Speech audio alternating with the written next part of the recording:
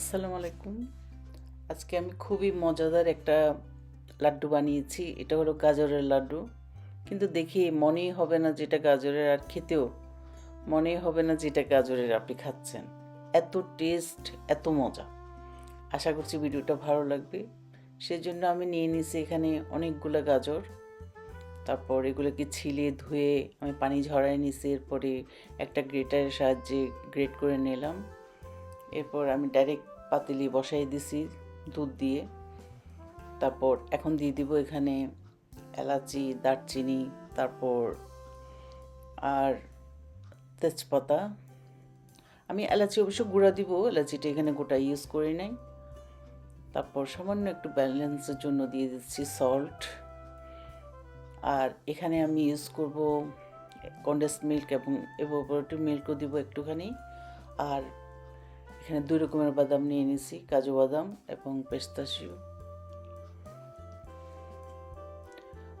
আমার মোটামুটি সিদ্ধ হয়ে যাচ্ছে।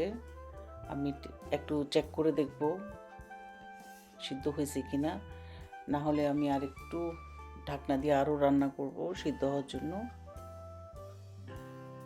আরেকটু হবে।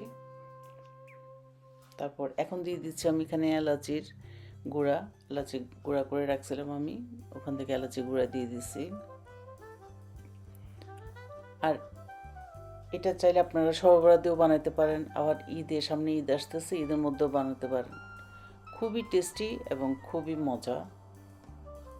তারপর আমি দিয়ে দিচ্ছি এখন এখানে কিছু এভাপোরেটেড মিল্ক। অল্প একটু দিলাম, কারণ আমার মিল্ক তো অলরেডি আছে, সেজন্য আমি জাস্ট একটু ঘনত্বের জন্য দিয়ে দিছি। আর এই যে বাদামগুলোকে আমি গুঁড়া করে নিয়েছি, ওখান থেকে আমি হাফ দিয়ে দিব আর হাফ পরে দিব।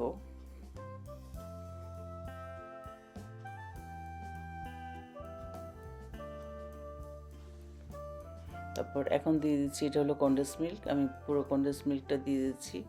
আপনারা চাইলে সুগারও দিতে পারেন, তবে আমার সুগারও লাগবে, কনডেন্স মিল্ক হবে না। আমি কনডেন্স মিল্ক ভাবছি কনডেন্স মিল্ক দিয়েই করব। পরে দেখি যে না, মানে আরেকটু সুগার লাগবে, তখন আমি আরবার সুগারও দিছি। আর এখানে এরপরে দিয়ে দিলাম একটু নিডো থেকে পাউডারের দুধ, আর দিয়ে দিচ্ছি ঘি। আমি অল্প অল্প করে দিচ্ছি, এক চামচ করে দিচ্ছি। এখন দিলাম 1 চামচ।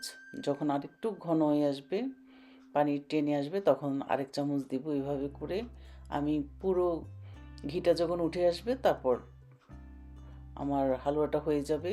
এরপরে আমি বন্ধ করব। আর অনবরত নাড়তেই হবে কিন্তু। এই যে মোটামুটি আমার ড্রাই হয়ে যাচ্ছে।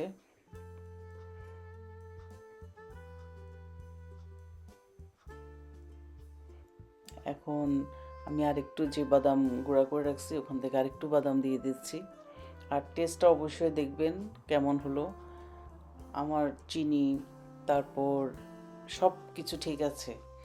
আর এই যে দেখেন, একদম আমার কড়াই থেকে ছেড়ে আসতেছে, আর ঘিটাও একদম উঠে আসছে।